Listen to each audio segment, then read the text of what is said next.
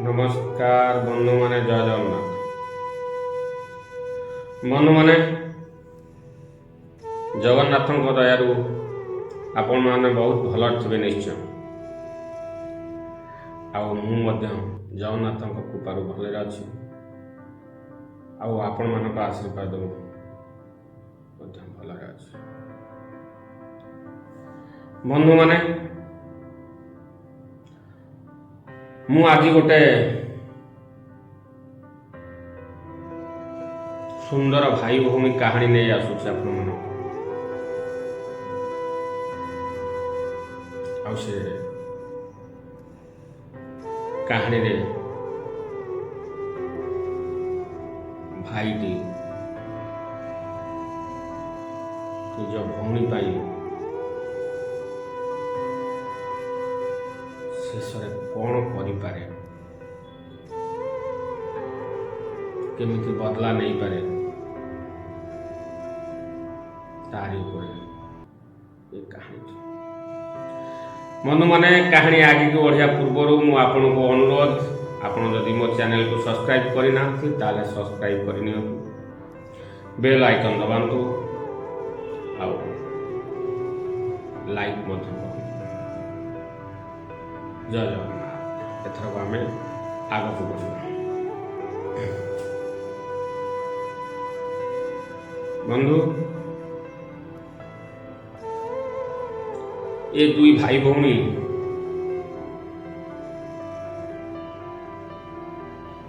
तांकर बापा माँ सुंदर परिवार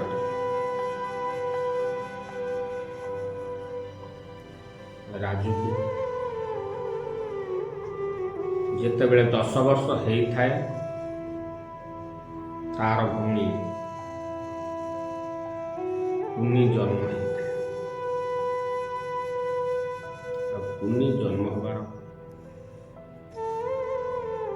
किछि दिन पर बापांकर देहांत हो जाए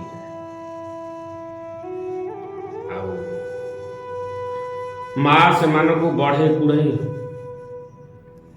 बहुत बड़ मनीष करते मतलब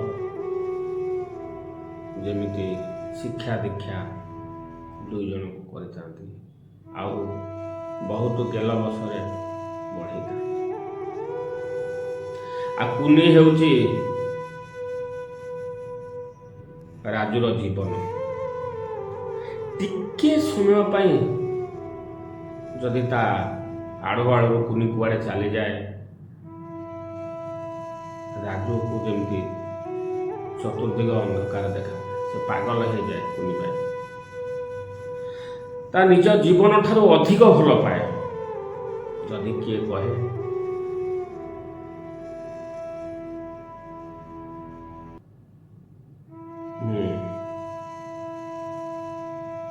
कुनी पाई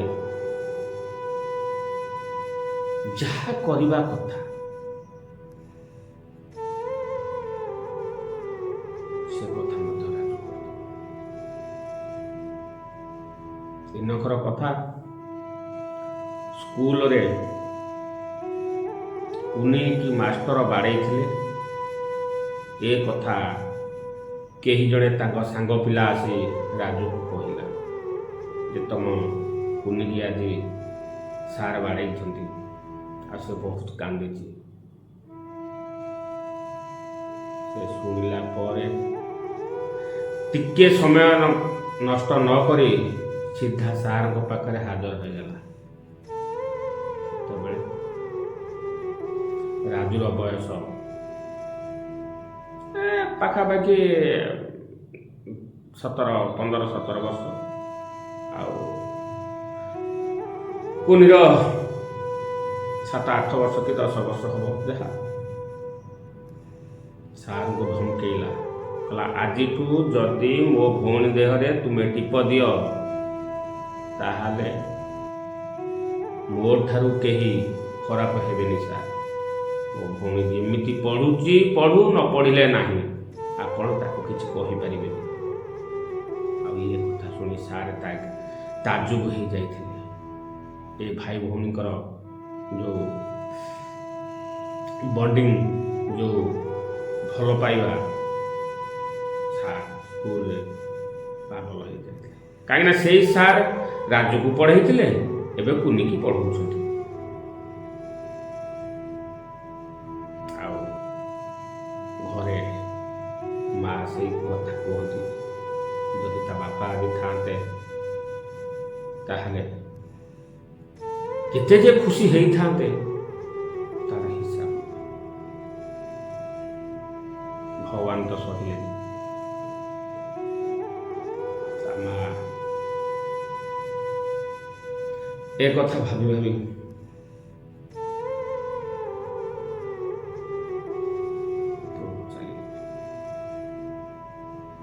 କ୍ୟାନ୍ସରରେ ପୀଡ଼ିତ ହେଇଥିଲେ।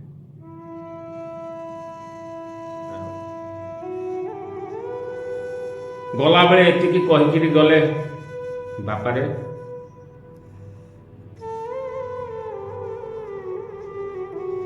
ତୁମେ ଏତେ ଛୋଟ ଛୋଟ ହେଇଥିଲ, ତୁମ ବାପା ଛାଡ଼ି ଚାଲିଗଲେ। ଆଉ ତାପରେ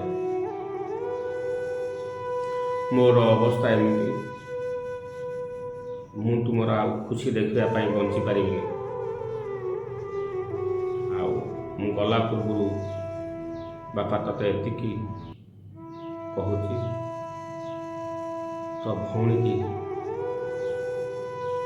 କେତେବେଳେ ତୁ ହତାଦାର କରିବୁ।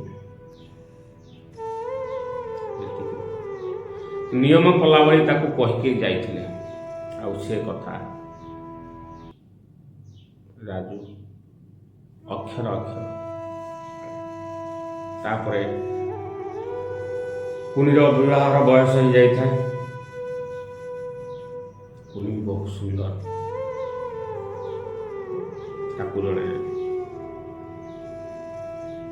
ପ୍ରସ୍ତାବ ଆଣିଦିଏ ଯେ ରାଜୁ, ଆଉ ଗୋଟେ ଜାଗାରେ ବହୁତ ବଡ଼ ପରିବାର, ଜମିଦାର ଖାନଦାନ, ତୋ ଭଉଣୀକି ଆମେ ଯଦି ତୁ କହିବୁ ସେଇଠି ବାହା ଦେବା।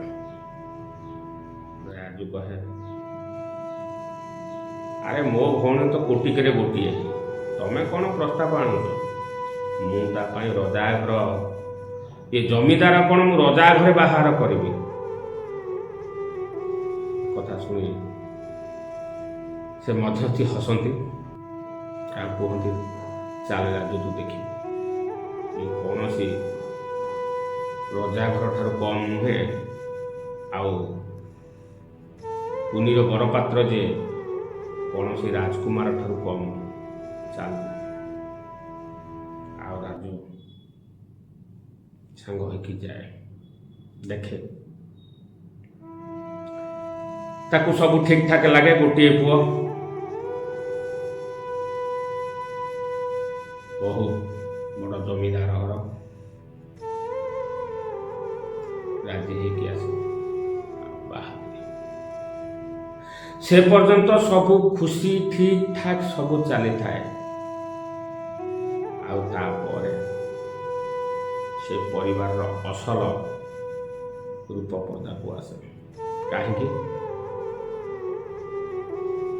ନା, ରାଜୁ ଯେତେବେଳେ ବାହା ଦେଇଥିଲା ତା ସକ୍ଷମ ଅନୁସାରେ ଜାଣି ଯୌତୁକ ଯେତିକି ଦେବାର କଥା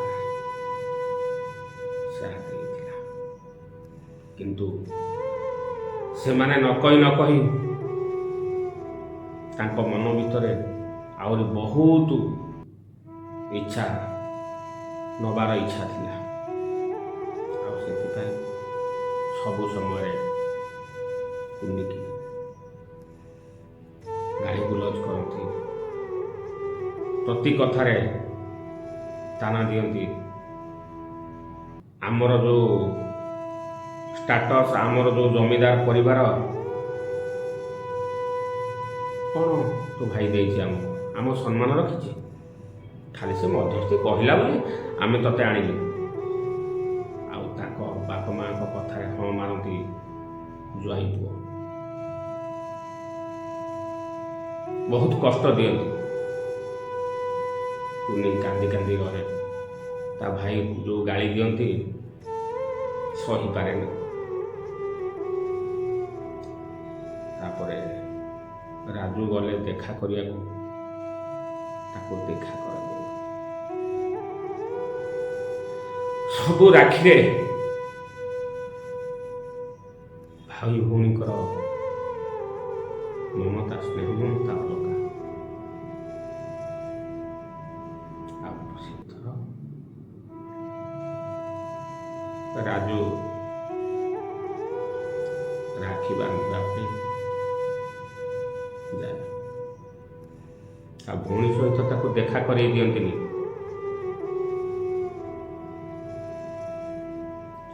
ରାଜୁ ଅନୁରୋଧ କରେ, ଆଜ୍ଞା ଗୋଟିଏ ବୋଲି ଭଉଣୀ, ମୁଁ ତାକୁ ବହୁଦିନ ହେଲା ଦେଖିନି, ଭାରି କଷ୍ଟ ଲାଗୁଛି। ପୁଣି ଆଜି ରାକ୍ଷୀ ପୂର୍ଣ୍ଣିମା, ଦୟାକରି ଟିକେ ମୋ ଭଉଣୀ ସାଥିରେ ଦେଖା କରେଇ ଦିଅନ୍ତୁ। କିନ୍ତୁ ସେ ବଦମାସ ଲୋକ ତାର କୁନିର ସ୍ୱାମୀ, କୁନିର ଶାଶୁ ଶ୍ୱଶୁର କେହି ଦେଖା ଦିଅନ୍ତିନି।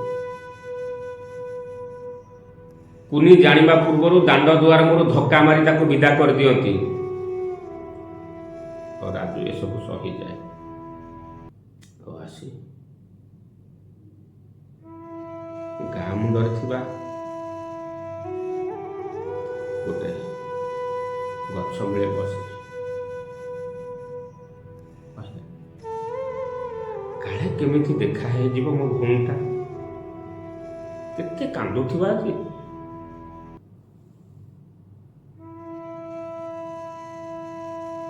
ଆସି ତାଙ୍କର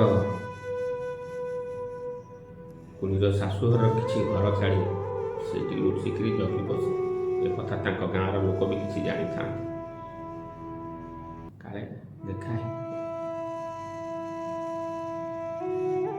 ତଥାପି ହେଲା ଫେରିଆସେ। ଆଉ ସେ ରାକ୍ଷସ ପରିବାର କ'ଣ କଲେ ଶେଷରେ ଜାଣିଛନ୍ତି? କୁନି ସେତେବେଳେ ପ୍ରେଗନେଣ୍ଟ ହେଇଥିଲା। ରାଜୁ ଖବର ପାଇଛି, ବହୁତ ଖୁସି ହେଇଛି। ଆଉ ସାଦ ଭାର ବି ନେଇକିରି ଗଲା। ତଥାପି ସେ କୁନି ସହିତ ଦେଖେଇ ଦେଲେନି। ଆଉ ସେ ସାଦ ଭାରକୁ ଫିଙ୍ଗିଦେଲେ। ଆଉ ଏପଟେ କୁନିକି କହିଲେ, ଯେ ପର୍ଯ୍ୟନ୍ତ ତୋ ଭାଇ ଆମକୁ କାର ନ ଦେଇଛି ସେ ପର୍ଯ୍ୟନ୍ତ ତମ ଭାଇ ଭଉଣୀ ଦେଖା ସାକ୍ଷାତ ହେଇପାରିବନି। ବହୁତ ପ୍ରତିବାଦ କରିଛି କୁନି, କିଛି ଲାଭ ହେଇନି। ଆଉ ଏପଟେ ରାଜୁ ମନେ ମନେ ବହୁତ କଷ୍ଟ ପାଉଛି। ତା ଭଉଣୀକି ବହୁତ ଦିନ ହେଲା ଦେଖିନି, କଥା ହେଇପାରିନି। ଖାଲି ଏତିକି ଭଗବାନଙ୍କୁ କୁହେ, ହେ ପ୍ରଭୁ ଜଗନ୍ନାଥ, ମୋ ଭଉଣୀକି ଭଲରେ ରଖିଥା।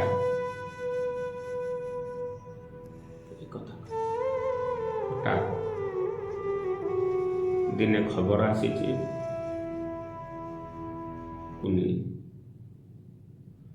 କୁନିର ମୃତ୍ୟୁ ହେଇଯାଇଛି, କୁନି ମରିଯାଇଛି। ତାପରେ ରାଜୁ ଦୌଡ଼ିକି ଯାଏ, ଦେଖେ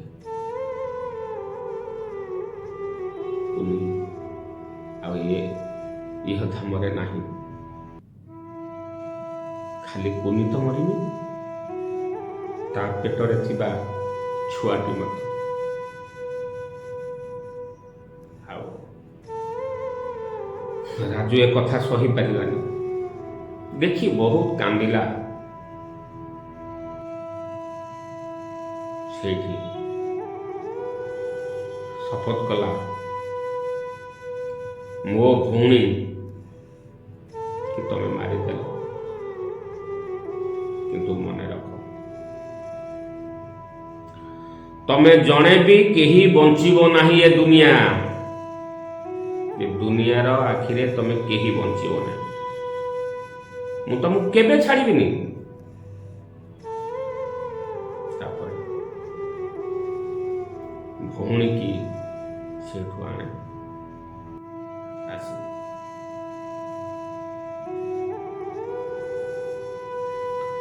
ତାକୁ ଶ୍ମଶାନରେ ପୋଡ଼ି ଦେଇ ଆସେ।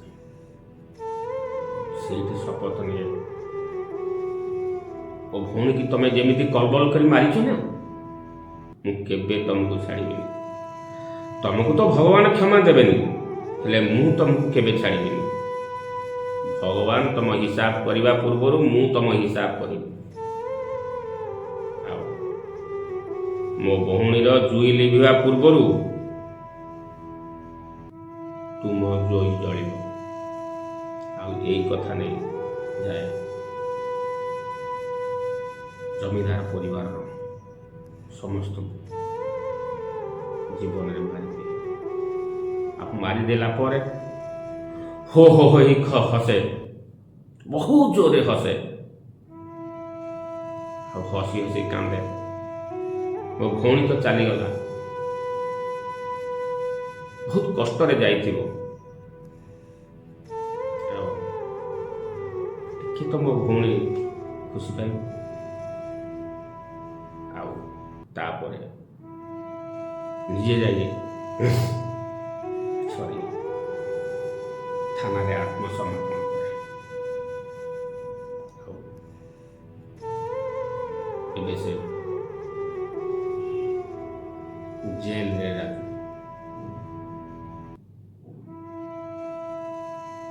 ଭଗବାନ ପୁଣି କିଛି ଦିନ ପରେ ତାର ବେଲ ହେଇଛି, ଆଉ ଘରକୁ ଆସିଛି। ସେଇ ମଶାଣି ପାଖରେ ଯାଇ କାନ୍ଦୁଛି, କହୁଛି, କୁନିଲୋ, ତୋ ପାଇଁ ମୁଁ କିଛି କରିପାରିଲିନି। ଆଉ ଯାହା କଲି ଦୁନିଆ ଆଗରେ ମୁଁ ଦୋଷୀ, ମୋତେ କ୍ଷମା କରିବ। ବନ୍ଧୁମାନ, ଏ କାହାଣୀଟି କେମିତି ଲାଗିଥିବ ମୁଁ ତ ଜାଣିନି। ଯଦି ଆପଣମାନଙ୍କୁ ଭଲ ଲାଗିଥିବ ଦୟାକରି କମେଣ୍ଟ କରିବେ,